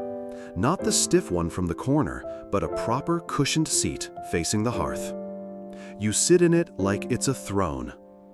Breakfast arrives in a flurry of warmth and quiet clinks. A soft-boiled egg, a small roll, and, wait for it, a cup of weak tea.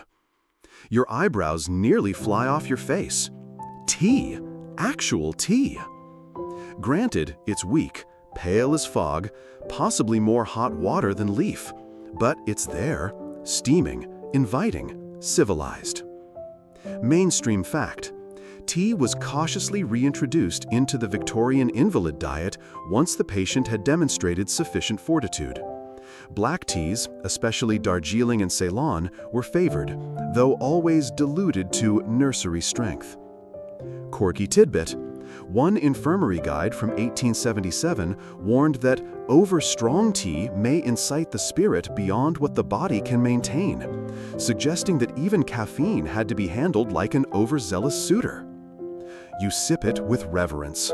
It tastes like progress, and the faintest reminder of gossip. The soft-boiled egg is perfect, still warm, with a yolk like golden custard and whites that tremble ever so slightly. You crack it carefully and scoop it out with the tiniest spoon they could find. And that roll? A simple white dinner roll, crusty outside, yielding within.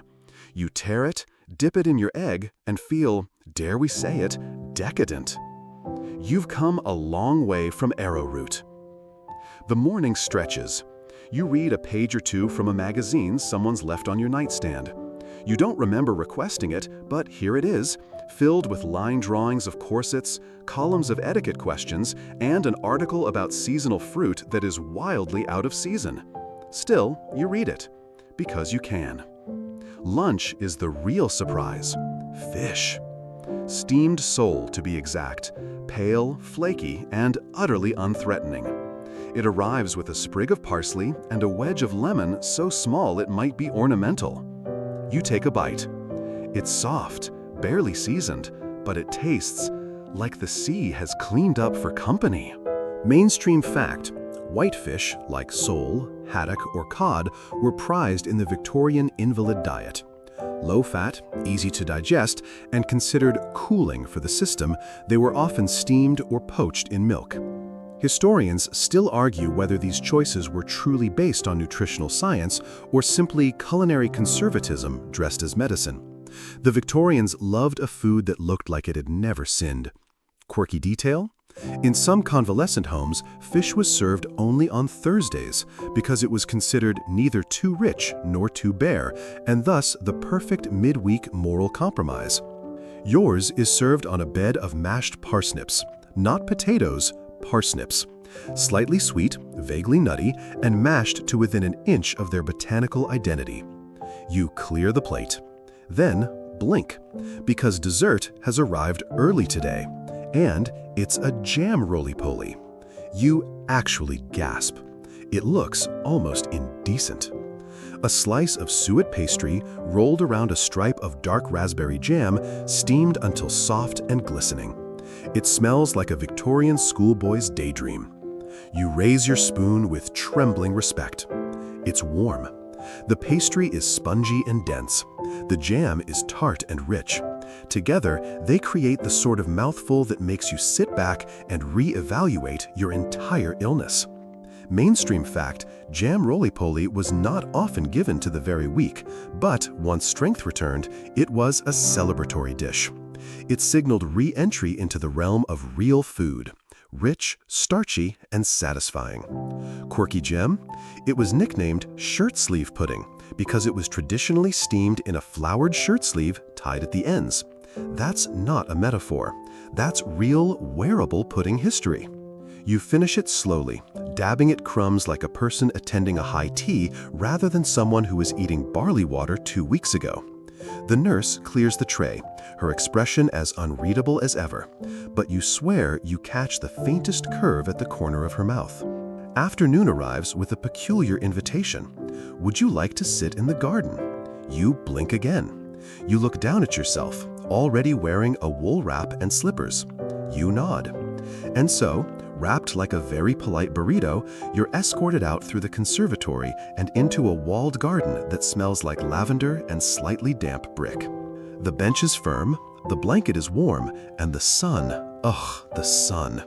You sit there and absorb it all. The wind, the bees, the faint clink of teacups being carried elsewhere. For a moment, you forget you were ever anything other than this body on this bench in this garden. Then the nurse returns, with a tray, of course. On it, 2 oat biscuits, a single cube of mild cheddar, and a cup of barley tea. You almost laugh. It's like a reunion tour. You nibble at the cheese, mild, crumbly, comfortingly dull. The oat biscuits are hearty, rustic, just shy of dry. You sip the barley tea and think, I never really liked you, but I respect what we've been through together. Mainstream fact, oat biscuits and cheese were reintroduced as early evening sustenance for convalescents who could handle a little chew, a little fat, a little life. Historians still debate whether this small meal was meant to truly nourish or simply prevent patients from getting hungry enough to risk scavenging for tastier and unauthorized snacks. Quirky fact? One hospital cook insisted oat biscuits fortified the moral character, which suggests either excellent fiber or a very preachy pantry. You sit until the sun dips behind the wall. Then you go inside. Dinner is less elaborate. A bowl of onion and sago soup. Translucent, pungent, sweet in the way onions become when coaxed long enough. The sago, tiny pearls of starch, are there for texture more than taste. You eat it all, without complaint, because now you understand the rhythm. Each bite is a promise. Each bland dish, a brick on the road back to selfhood. You lie in bed later, propped high, wrapped in the scent of garden air and jam pudding memories. Tomorrow may bring beef tea, or dumplings, or, heaven help you, a single square of dark chocolate on a china saucer. But tonight, you sleep with the certainty that you have eaten, not just survived, but participated. The worst is behind you. And the best? Well, it might just come with a side of custard. You dream of toast. Not just any toast, Victorian toast. The kind that crunches politely and surrenders to the butter with all the dignity of a minor aristocrat giving up their seat at the opera. You wake with a peculiar hunger, not wild, not ravenous, but curious. The kind of appetite that asks, what else might I be allowed now? The morning light feels different, brighter somehow, less filtered through the lens of sickness, more golden, less gray. And sure enough, your breakfast tray reflects the shift. A modest triumph, a poached egg on a crumpet. Not bread, not gruel, a crumpet. And not just the spongy round itself, but one that's been properly toasted, its holes catching just a trace of melted butter, crisp at the edges and soft in the center. The poached egg rests like a cloud atop it, its yolk trembling slightly as you lift your fork. Mainstream fact, Victorian Invalid crumpets were sometimes reserved for Sundays, a small nod to normalcy and pleasure in a week otherwise dominated by recovery. When topped with eggs, they symbolized energy returning. Historians still argue whether such combinations were truly medical or simply a way to appease middle-class patients growing bored of paps and broths. Quirky tidbit: one convalescent diary from 1892 describes a crumpet as the softest kind of edible rebellion, eaten while hiding the yolk from a disapproving nurse. Your rebellion is modest. You eat the whole thing. There's even a smear of anchovy paste on the side, salty, punchy, unapologetic, the sort of flavor that would have been banned just days ago. You savor it slowly, letting your taste buds reacquaint themselves with boldness. You sip tea afterward, stronger than before, almost grown up now. The nurse doesn't blink. You're being tested. Lunch is even more daring. You're presented with minced beef and mashed potatoes, and not a whisper of barley in sight. The beef is finely chopped, stewed gently, and kissed with a glimmer of onion gravy. The mashed potatoes are smooth, enriched with butter and just the faintest hint of nutmeg, a Victorian favorite for masking the blandness of boiled food. Mainstream fact: minced meat marked a significant dietary step in invalid care. It meant the patient could chew, digest, and retain actual protein. In wealthier homes, it was even seasoned with a whisper of Worcestershire sauce. Quirky bit? In some households, meat was minced not just for digestion, but for discretion. It was easier to hide the quantity, texture, or questionable freshness of meat when it no longer resembled an actual animal. You eat every bite. It feels like real food, like adult food. The mashed potatoes are better than they have any right to be. And then the nurse arrives with a surprise. A glass. Not water, not barley, not milk, but porter flip. You blink. Porter, like the beer? Mixed with an egg yolk and heated just enough to blur the line between medicine and merriment. Mainstream fact: porter flip was a popular Victorian remedy for the weak or chilled. The alcohol was mild, and the egg added protein and richness. It was given in small quantities, often at night, to help with sleep. Historians still debate whether it was the alcohol, the ritual, or the sheer unexpected pleasure that did the healing. Quirky note: one doctor described it as a nightcap to be administered with a wink, and warned it might cause a sudden increase in cheerfulness. You sip. It's strange. Sweet, malty, warm. Like someone tried to turn a pub into a blanket. You can feel it in your cheeks almost instantly. Not intoxicated, but aware. Dinner is simpler. A bowl of thick lentil soup, spiced with cumin and pepper, garnished with a sprig of thyme, so enthusiastic it leans out over the edge of the bowl like it's trying to escape. You pluck it off. You're not ready for that much garnish. Mainstream fact: lentils, once considered food for the poor, gained popularity in invalid diets during the later Victorian period. They were inexpensive, high in protein, and easy to mash into submission.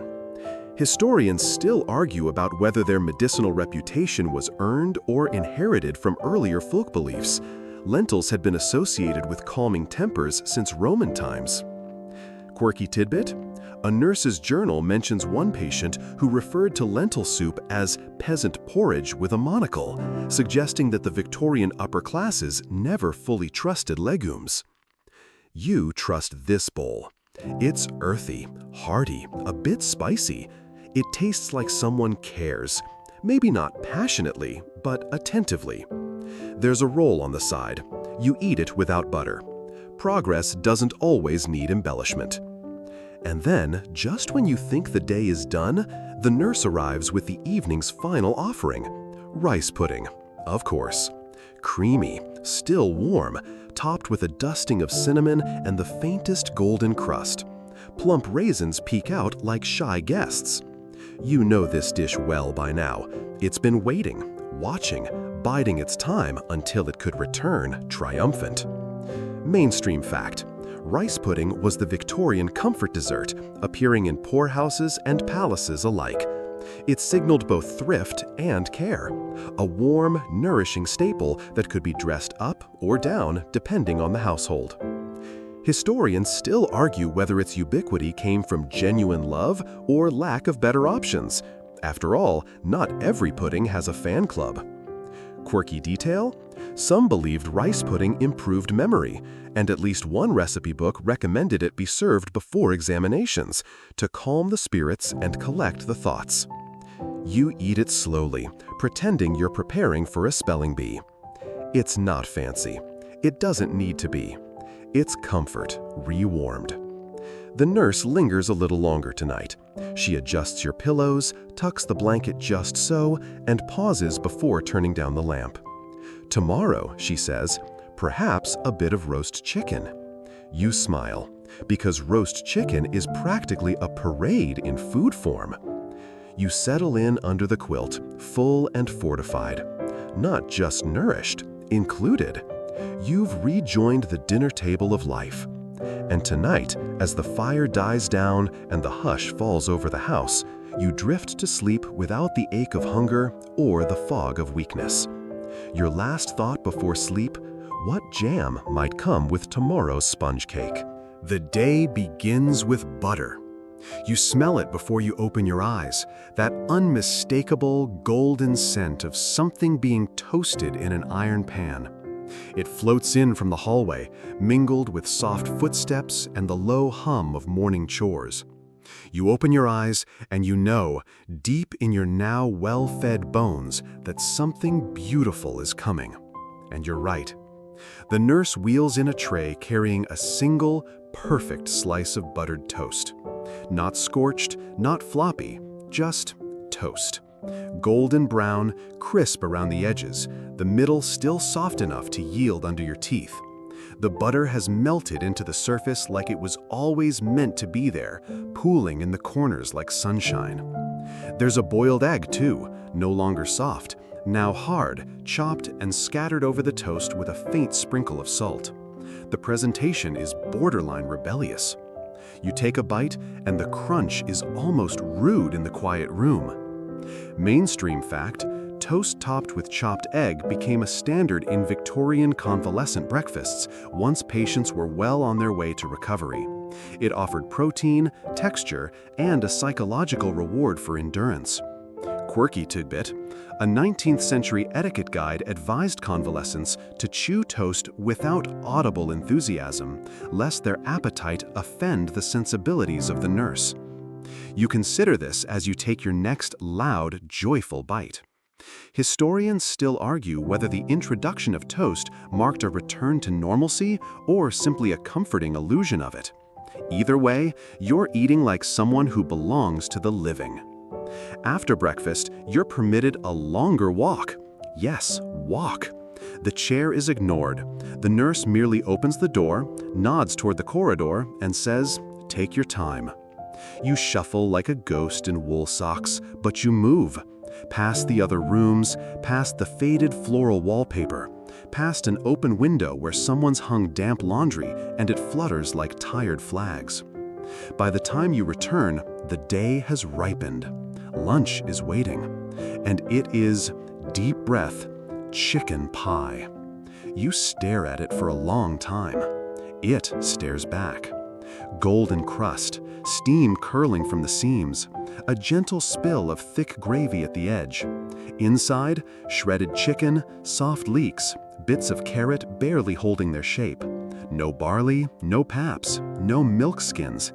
This is something that could be served to a guest. You are the guest. Mainstream fact: chicken pie was one of the celebratory dishes often served to convalescents who had reached the final stage of their recovery diet. It was warm, soft, nourishing, but more importantly, symbolic. Quirky fact: some Victorian households carved "get well soon" into the crust with a fork.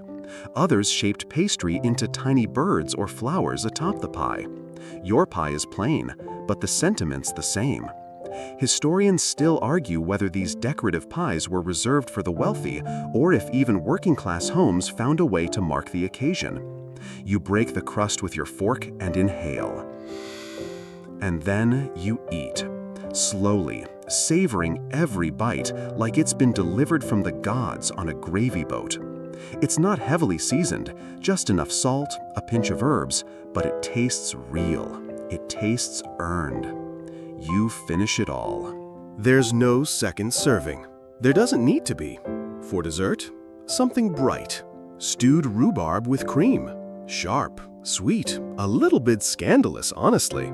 The rhubarb is pink, tender, glistening with syrup. The cream is thick, the kind that comes from the top of the jug and dares you to call it anything other than indulgent. Mainstream fact, stewed rhubarb was often used as a digestive aid in invalid diets. Its tartness helping to excite the appetite, and its fiber doing, well, the fiber thing. Quirky gem? Victorian cooks sometimes called rhubarb pie celery and warned it should be harvested before May Day, lest it become aggravating to the spleen. You don't know what that means. You eat it anyway. You spend the afternoon reading again. Actual reading, not just staring at words and hoping they make sense. You trace each sentence with your eyes and feel your mind knitting itself back together. When tea time arrives, you're ready. And tea today is a whole performance. On the tray, a proper pot of Darjeeling, a silver strainer, a scone, yes, a scone, split and modestly buttered, a ramekin of raspberry preserve, and a single slice of sponge cake. You blink at it. Is this legal? The sponge is delicate, springy, dusted with a fine rain of powdered sugar. A thin layer of jam hides in the middle, bright as a blush. You sip your tea. You take a bite of scone. You consider writing poetry. Mainstream fact, by the end of their convalescence, Victorian patients were sometimes treated to restorative teas, an adapted version of afternoon tea, scaled down but steeped in meaning. It marked a return to sociability, even if just within one's room. Historians still argue whether these teas were nutritional or purely theatrical, but most agree they worked. Quirky bit? Some convalescent homes even printed little tea menus, tiny booklets listing available pastries, types of preserves, and instructions for post-illness etiquette. You imagine handing out such a booklet and giggle into your teacup. Dinner is light by comparison. A bowl of vegetable stew, more broth than chunk, but clearly made with intent. You recognize turnip, celery, a bit of pearl barley, because apparently some things never truly leave you. There's even a flake of parsley floating like an afterthought. You eat it, you appreciate it. But after the day's triumphs, it's the equivalent of a cool-down lap. And then comes custard. Not baked, poured. A golden puddle of eggy luxury in a porcelain bowl, topped with a solitary nutmeg shaving so fine you suspect someone used a microscope. Mainstream fact, pouring custard, or crème anglaise, was the apex of Victorian dessert sauces. Given warm, it soothed the stomach and the spirit. Quirky anecdote? A mischievous cook once spiked the custard with brandy to see if the patient would blush. The patient apparently did, and requested a second helping. Historians still argue whether custard was technically a food or just a disguised hug. Either way, you eat it slowly. Let it coat your tongue. Let it whisper you made it. As the lamp is lowered and the fire burns to embers, the nurse gives you a small folded paper. It's your final diet card. Return to regular meals permitted, it says in looping handwriting. No barley water, no gruel, no boiled to silence vegetables. You're free. You lie in bed, full but not heavy, tired but not weak. The kind of fatigue that comes from rebuilding, not breaking. And as you drift off, you think, I might ask for toast again tomorrow, just because I can. You sleep so deeply, you don't hear the coals shift in the fireplace. You don't hear the nurse's quiet footsteps or the faint rustle of linens as she draws the curtain back a little more than usual, letting in the gentle blue of early dawn.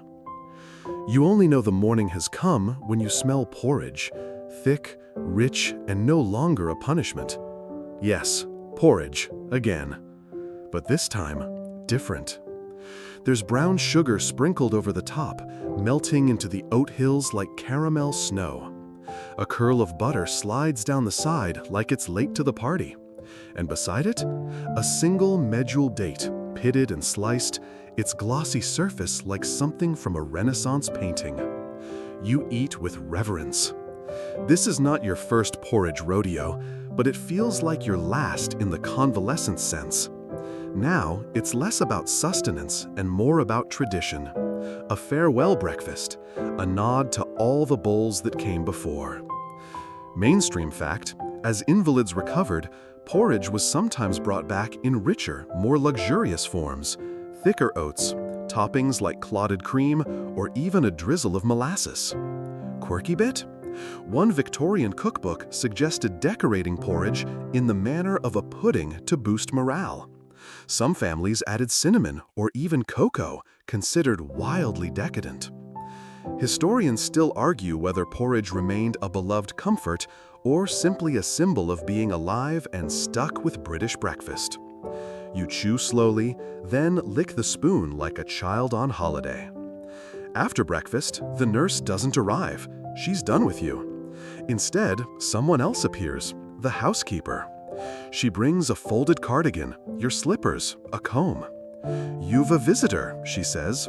Your pulse stirs. You're led downstairs, each step unfamiliar and somehow thrilling. The banister feels smoother, the wallpaper brighter. You pass a mirror and barely recognize yourself, not because of illness, but because you've come back. The drawing room smells like lemon polish and dry roses. A small fire crackles, and there, at the window, stands your aunt. She turns and smiles. "You look well enough for company," she says, and you believe her.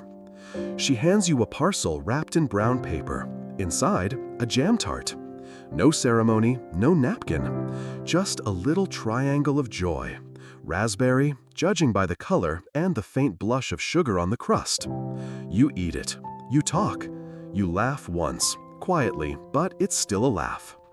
Mainstream fact, receiving visitors marked the official end of the Victorian convalescence period. Once a patient could tolerate conversation and tea, they were declared returned to society. Quirky gem?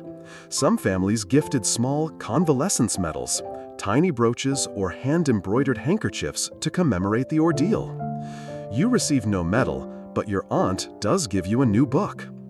Historians still debate whether these visits hastened recovery or delayed it, especially when relatives arrived with gossip and over-perfumed collars.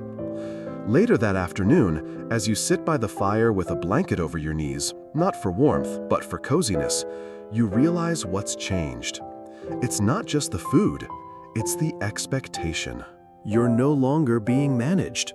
You're choosing. You read a chapter. You sip some tea. And when dinner is brought up, yes, upstairs one last time, you feel only gratitude. It's roast beef, sliced fine, with gravy dark as velvet, mashed parsnip, green peas, buttered to the point of apology. And for dessert, spotted dick. You try not to laugh. Mainstream fact, this classic suet pudding dotted with dried fruit was once a staple recovery treat, dense in calories and easy to reheat. It was often served with treacle or custard. Quirky note? One young invalid once demanded to rename it Victory Cake because he refused to say spotted dick in front of the doctor. The name stuck, at least in that household. Historians still argue whether these heavy puddings helped recovery or merely celebrated it. Either way, you eat every bite. After dinner, you're left alone. No nurse, no murmured instructions. Just the soft clink of the tray being removed and the quiet of a room that no longer smells of camphor or toast crusts. You stretch, you yawn, and as you lie back, the weight of the blanket feels just right. Not oppressive, not too light. The fire hums gently. The air is warm with silence. You're well. You're well.